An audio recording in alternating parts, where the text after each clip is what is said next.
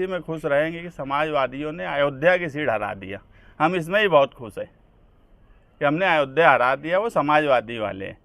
और रह गई बात उनकी धमकी की, तो कल का धरना होने के बाद, मैं मुद्दे से हटना नहीं चाहता, कल का धरना होने के बाद हम उन लोगों को भी मुंहतोड़ जवाब देना जानते हैं और मुंहतोड़ जवाब दिया जाएगा। चैतन्य पैरामेडिकल कॉलेज लेकर आया है पैरामेडिकल काउंसिल और सरकारी नौकरियों के लिए उपयोगी पाठ्यक्रम।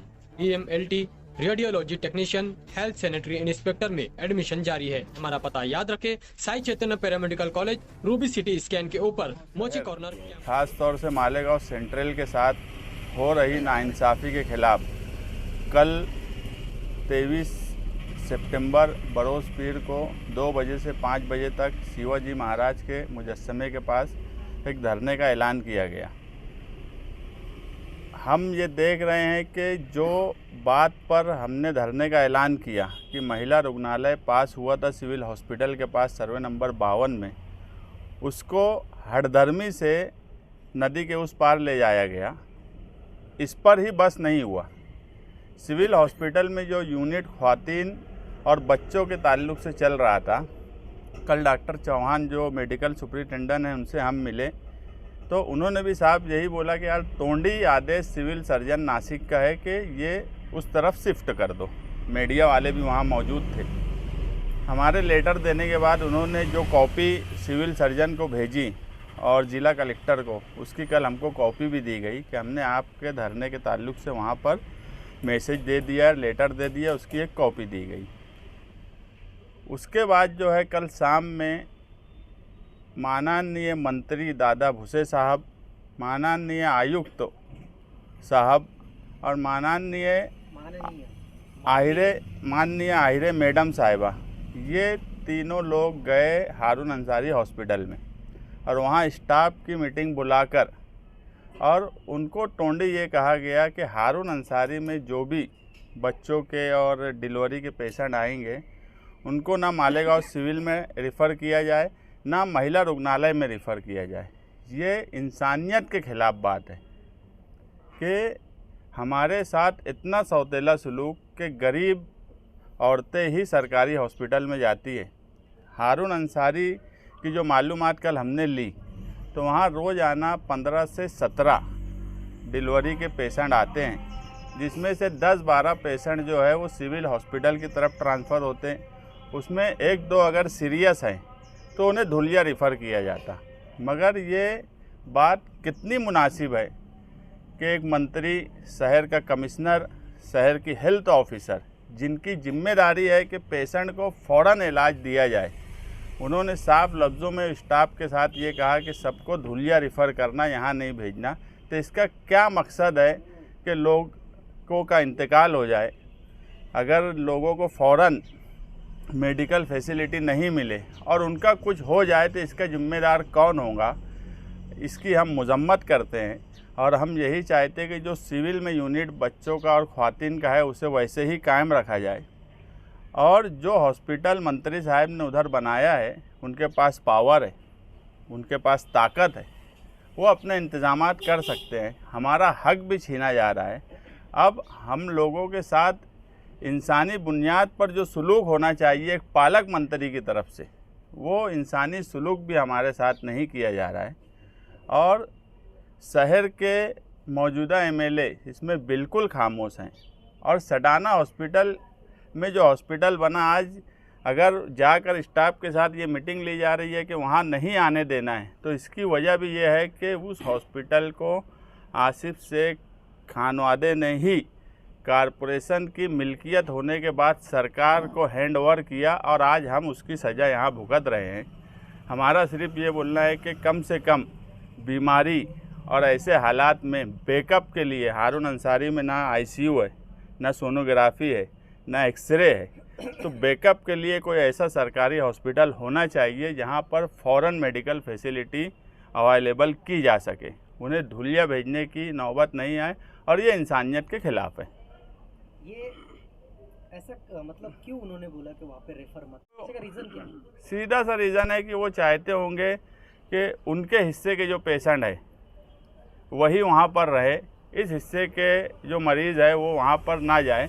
जब हारून अंसारी में ये बोला गया कि वहाँ रिफ़र ही मत करो। इसका मतलब है कि अगर डायरेक्ट मालेगांव सेंट्रल के और नदी के इस पार के मुस्लिम कम्युनिटी के अगर पेशेंट वहाँ जाएंगे तो उनको एडमिट नहीं करेंगे, वो लोग कोई ना कोई हिले बहाने से भेज देंगे। क्योंकि ये बात जो है ये हारून अंसारी के स्टाफ की मीटिंग में हुई और वहाँ के जो जिम्मेदारान हैं वो मुझे बुलाकर बोले कि यार ऐसा ऐसा हमको टोंडी आदेश दिया गया। तो क्या हेल्थ ऑफिसर और कमिश्नर उनको ये नहीं लगता कि किसी मरीज़ या उनकी जिम्मेदारी नहीं है क्या कि बैकअप के लिए उनको फैसिलिटी दी जाए? और अगर वो महिला रुग्णालय बना है तो वो कोई एक समाज या कोई एक हिस्से के लिए हो सकता है क्या? कानून ऐसा है, इंसानियत भी यही बोलती है कि अगर कोई मरीज़ उसको फ़ौरन फैसिलिटी देने की बात हो तो उसको फ़ौरन एडमिट करना चाहिए, ना कि ये बोला जाए कि 50 किलोमीटर दूर धुलिया सिविल हॉस्पिटल ले जाया जाए। क्या आपने हेल्थ ऑफिसर या आयुक्त से बात की है? क्या आपने कौन से अधिकार से आदेश जारी किया है टोंडी कि वहाँ रिफ़र ना किया जाए? नहीं, मेरी अभी उनसे कोई बातचीत नहीं हुई। कल रात में जब मुझे ये बात मालूम हुई, आज संडे है, कल हमारा धरना है, धरने में ही हम ऐलान करने वाले हैं कि मंगल के दिन से सिविल हॉस्पिटल के पास समाजवादी की तरफ से बेमुद्दत मरण व्रत पे बैठा जाएगा। आज एक वीडियो शिव प्रतिष्ठान की ओर से जारी किया गया जिसमें खुला चैलेंज आपको किया गया कि यहाँ पर आंदोलन करके बताए जो हाल असम्बली में आप वो आसिम आसमी के साथ किए तो वो आपके साथ किया जाएगा। देखो मुस्लिम लीग को मारा जाए। देखो ये सब फालतू बात है। मुद्दा जो है, मुद्दा ये है ही नहीं। मुद्दा सही मानों में शहरियान के लिए बहुत सोचने का है कि ये शहर में उनके साथ क्या हो रहा है। ये मुद्दे से भटकाने वाली बात है। ना हम शिवाजी महाराज मुजस्समे के ख़िलाफ़ कोई आंदोलन करने वाले हैं, ना हमारा कोई मकसद ये है। ये सिर्फ मुद्दे के ख़िलाफ़ बात है और उनको तो हमारा यही जवाब है कि समाजवादी वाले 5 साल तो इसी में खुश रहेंगे कि समाजवादियों ने अयोध्या की सीट हरा दिया। हम इसमें ही बहुत खुश हैं कि हमने अयोध्या हरा दिया, वो समाजवादी वाले हैं। और रह गई बात उनकी धमकी की, तो कल का धरना होने के बाद मैं मुद्दे से हटना नहीं चाहता। कल का धरना होने के बाद हम उन लोगों को भी मुंहतोड़ जवाब देना जानते हैं और मुंहतोड़ जवाब दिया जाएगा।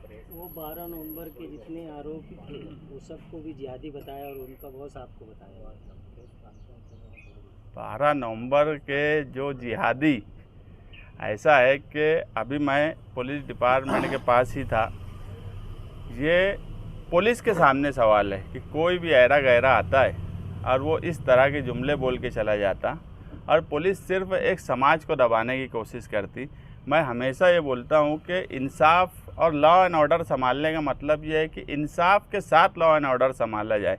एक समाज को दबा के लॉ एंड ऑर्डर संभालना ये कोई कमाल की बात नहीं है।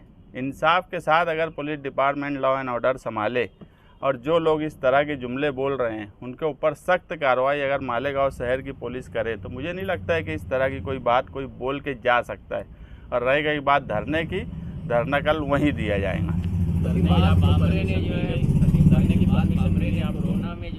परमिशन हो गई है क्या? अभी तक तो परमिशन नहीं मिला है, मगर हम परमिशन मांगे हैं। हाँ, उन्होंने हमको ये कहा है कि वहाँ पर काम चल रहा है, राहदारी का मसला है और काम चालू है, लेबर है। तो हम बोले कि यार हमको साइड में भी देंगे तो चलेगा, जहाँ पे आने जाने वालों को तकलीफ़ ना हो। और हम भी चाहते हैं आने जाने वालों को तकलीफ़ ना हो। इतना हमने उनको लिख के दिया है यार, अगर राहदारी का मसला है और दूसरे मसाइल है तो हमको साइड में ऐसी जगह पे परमिशन दी जाए जहाँ पे लोगों को आने जाने का मसला ना रहे। ये इलाज के लिए सेंट्रल की आवाम को इधर नहीं लाना, ऐसा ज़बानी आर्डर है। कोरोना के टाइम डॉक्टर बामरे ने भी यही कहा था कि मालेगांव के मरीजों को धुलिया नहीं लाना। तो ये किस नज़र से देखते हैं आप? मालेगांव की आवाम के साथ क्या मामला है? फिरका परस्ती, जातिवाद, एकदम खुला जातिवाद और फिरका परस्ती है कि हमारा यूनिट लेके चले गए, हमारा जो यूनिट चल रहा था वो लेके चले गए। अब उसके बाद बोलते हैं कि तुम यहाँ मरीज़ भी रिफ़र मत करो।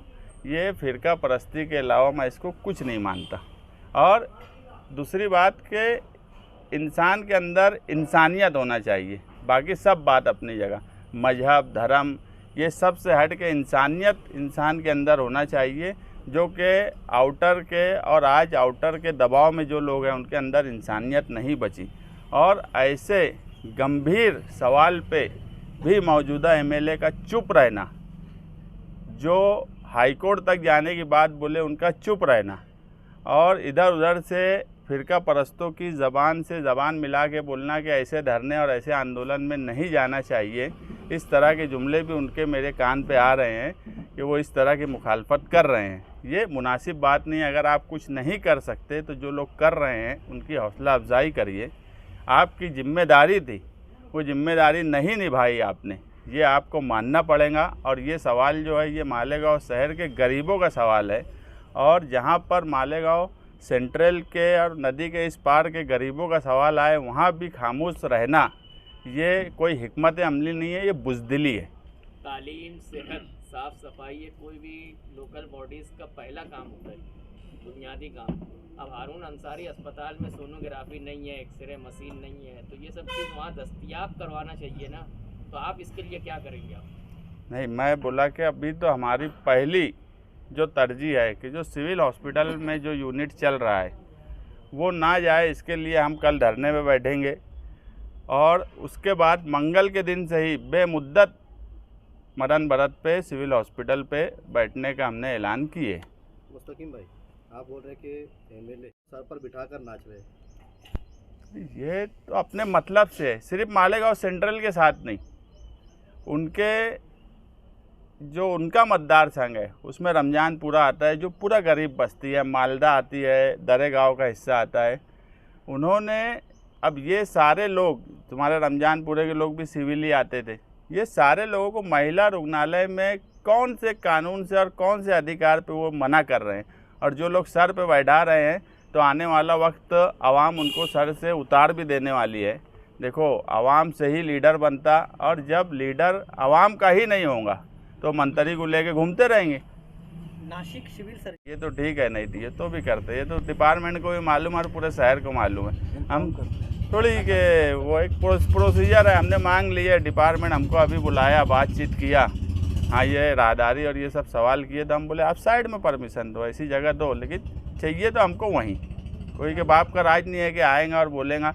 और मैं तो बोला कि शिवाजी महाराज स्मारक के साये में हम रहते, वो कौन जाने कहाँ रहते, कहाँ से आते, कहाँ नहीं, और वो आके यहाँ बात करेंगे। इस तरीके की लैंग्वेज का उन्होंने इस्तेमाल किया, क्या उनके ऊपर कोई कानूनी कार्रवाई की डिमांड करेंगे? बोला मैं अभी डिपार्टमेंट में कि उनके ऊपर कानूनी कार्रवाई करो, अभी बोल के आया। भाई धरना कब से कब तक? ये उनको भी आज एक लेटर उन्होंने बोला पूरा बना के भेजो, ये सब गलत हो रहा है, उनको भी हम लेटर भेजने वाले हैं।